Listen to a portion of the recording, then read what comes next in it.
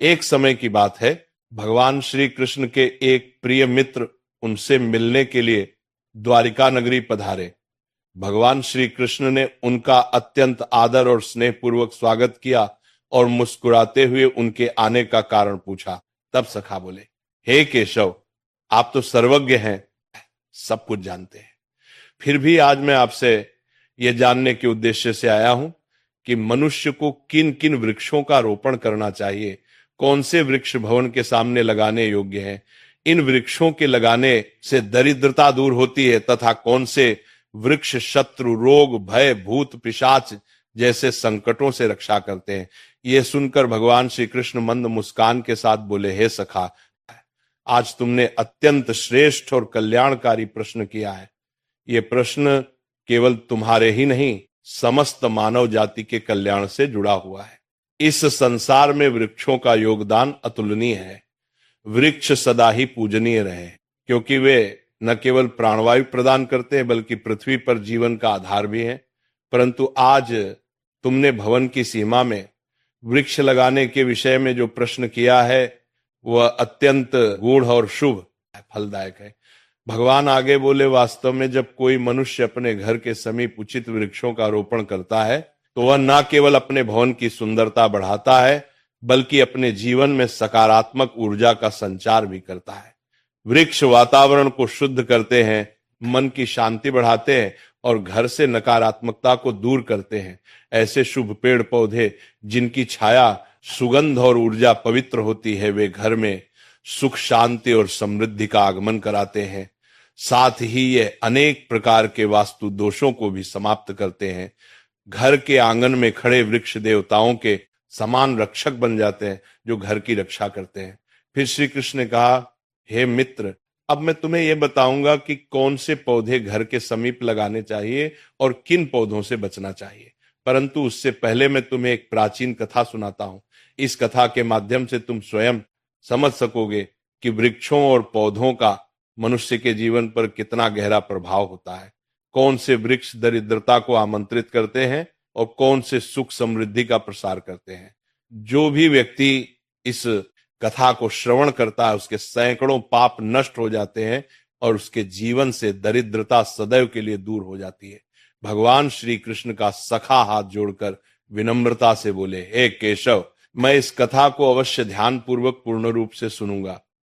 कृपया मुझे वह कथा सुनाइए जिससे मैं और समस्त जन यह समझ सके कि वृक्षों का घर के समीप क्या प्रभाव पड़ता है।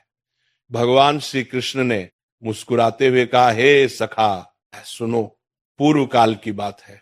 मध्य देश में एक अत्यंत शोभायमान नगरी थी। उस नगरी में धनेश्वर नाम का एक वैश्य अपने परिवार सहित निवास करता था। धनेश्वर धनवान था, परंतु उससे भी अधिक वह ईश्वर भक्त था। वह प्रतिदिन भगवान विष्णु की पूजा अर्चना करता, मंदिर जाता और दान पुण्य में सदैव तत्पर रहता। उसकी पत्नी सुमति भी अत्यंत सुशील, धार्मिक और गृह कार्य में निपुण थी। उनके घर में धन धान्य, सुख संपत्ति और प्रसन्नता की कोई कमी नहीं थी। भगवान की कृपा से उनका जीवन पूर्णतया आनंदमय था। इस प्रकार अनेक वर्ष शांति से बीत गए। एक दिन धनेश्वर की पत्नी सुमति ने सोचा कि आंगन को और सुंदर बनाना चाहिए। उसने अपने आंगन में कुछ वृक्षों और पौधों का रोपण किया। प्रतिदिन वह उन पौधों को जल चढ़ाती, उन्हें पूजती और उनकी सेवा करती रही। किंतु उसे यह ज्ञान नहीं था कि कौन से वृक्ष शुभ फल देने वाले हैं और कौन से अशुभ प्रभाव डालने वाले हैं। इसलिए उसने केवल अपनी इच्छा से जो वृक्ष उसे सुंदर और प्रिय लगे वही लगा दिए। दुर्भाग्यवश उन्हीं वृक्षों में अधिकांश ऐसे थे जो वास्तु और धर्म के अनुसार घर के लिए अशुभ माने जाते हैं। समय बीतने पर उनके घर में धीरे धीरे अनिष्ट के लक्षण प्रकट होने लगे। पहले धनेश्वर के व्यापार में भारी हानि हुई। उसके बाद घर में कलह और विवाद बढ़ने लगे। पति पत्नी में बार बार झगड़े होने लगे। जैसे जैसे वो वृक्ष बने होते गए वैसे वैसे उनके जीवन में दुख, दरिद्रता और क्लेश बढ़ता गया। धनेश्वर का व्यापार पूरी तरह से डूब गया। घर में रखा धन समाप्त हो गया। यहां तक कि भोजन के लिए भी पैसे ना बचे। भूख और चिंता से घर का वातावरण भारी हो गया। धनेश्वर की पत्नी अत्यंत दुखी रहने लगी। कभी वो अपने पति पर क्रोध करती तो कभी स्वयं को कोसती। एक दिन उसने क्रोधित होकर कहा, हे स्वामी, अब तो कुछ काम करो, कहीं जाकर कुछ कमाई लाओ। तब धनेश्वर गांव गांव घूमकर काम मांगने लगा, परंतु कोई भी उसे कार्य नहीं देता था। थक कर वह घर लौट आया और बोला, हे भद्रे, मुझे कहीं पर भी कोई काम नहीं मिला, अब मैं कहाँ जाऊं। ये सुनकर सुमति और भी व्यथित हो उठी। धीरे धीरे उन्होंने घर के सारे गहने बेच डाले। जो थोड़ा बहुत अन्न प्राप्त हुआ उसी से उन्होंने कुछ दिन पेट पाला, परंतु अब उनके पास कुछ भी नहीं बचा।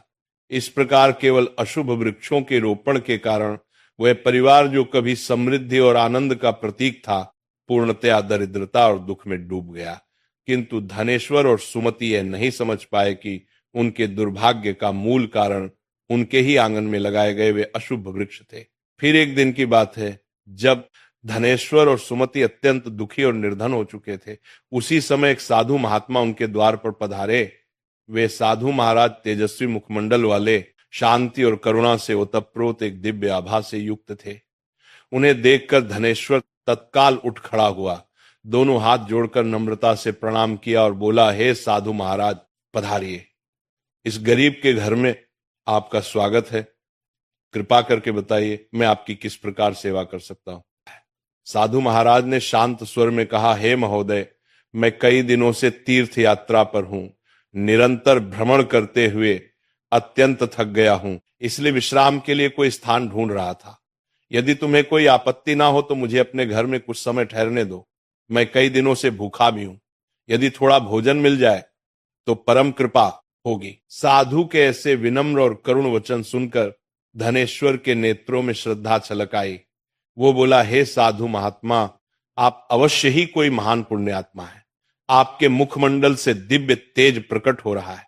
आपके चरण मेरे घर में पड़े, ये मेरा सौभाग्य है। आपकी सेवा करना मेरे लिए परम आनंद का विषय है। कृपया भीतर आइए। साधु महाराज मुस्कुराए और घर के भीतर चले गए।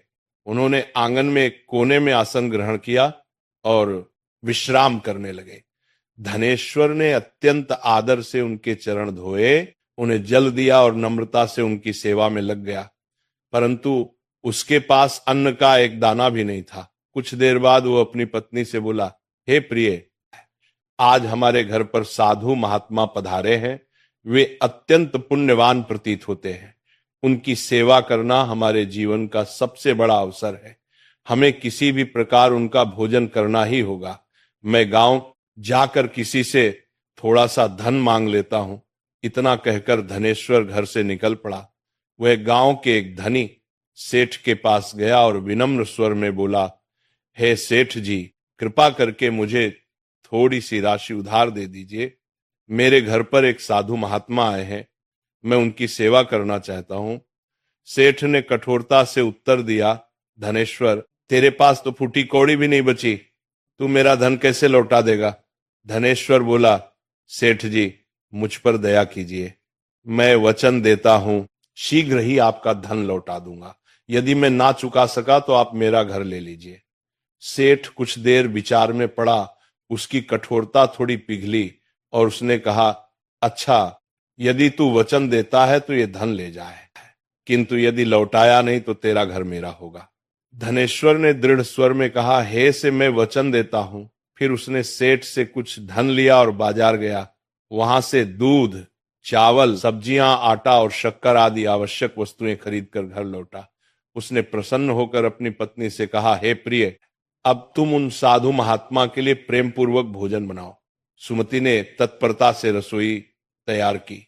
शीघ्र ही सुस्वादु भोजन बनाकर उसने थाल में परोसा और अत्यंत विनम्रता से साधु महाराज के समक्ष रख दिया। साधु ने प्रेम पूर्वक भोजन ग्रहण किया।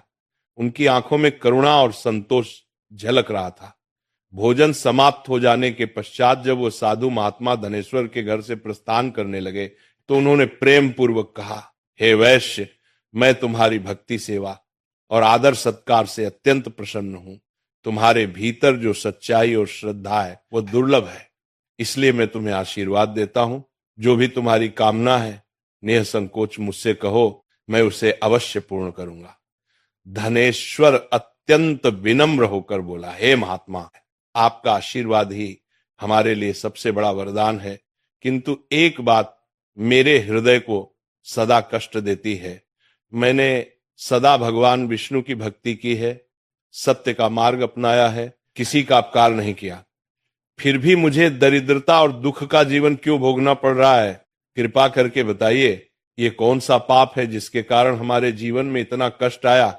और हे प्रभु, इस दरिद्रता से मुक्ति का क्या उपाय है? साधु महाराज ने शांत दृष्टि से उसकी ओर देखा और बोले, वत्स धनेश्वर, जब मैं तुम्हारे द्वार पर पहुंचा था तभी मुझे ज्ञात हो गया था कि तुम्हारे जीवन में घोर दरिद्रता क्यों आई है। तुम्हारा हृदय तो शुद्ध है, किंतु तुम्हारे घर के आसपास जो वातावरण है उसमें दोष उत्पन्न हो गया है। तुम्हारे घर के आंगन और सीमा के पास जो वृक्ष लगे हैं वही तुम्हारी दरिद्रता और संकटों का मूल कारण है। तुम्हारी पत्नी ने अज्ञानवश कुछ ऐसे वृक्षों का आरोपण किया है जो वास्तु और धर्म के अनुसार अत्यंत अशुभ माने गए हैं। इन्हीं वृक्षों की छाया में तुम्हारे घर की लक्ष्मी रुष्ट हो गई है।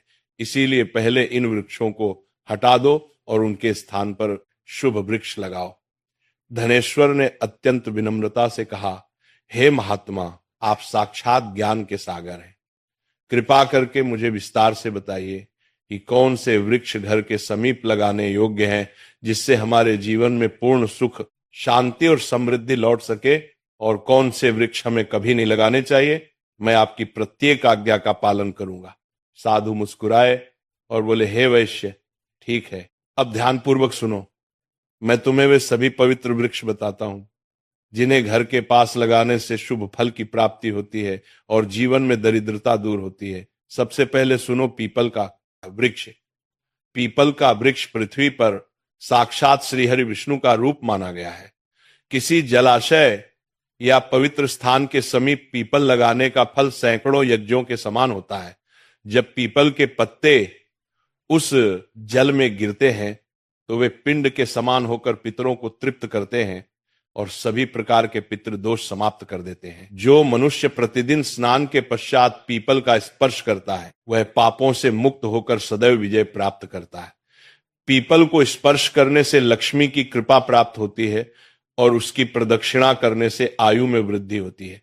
पीपल के मूल में भगवान विष्णु, तने में भगवान शंकर और अग्रभाग में ब्रह्मा जी का निवास बताया गया है।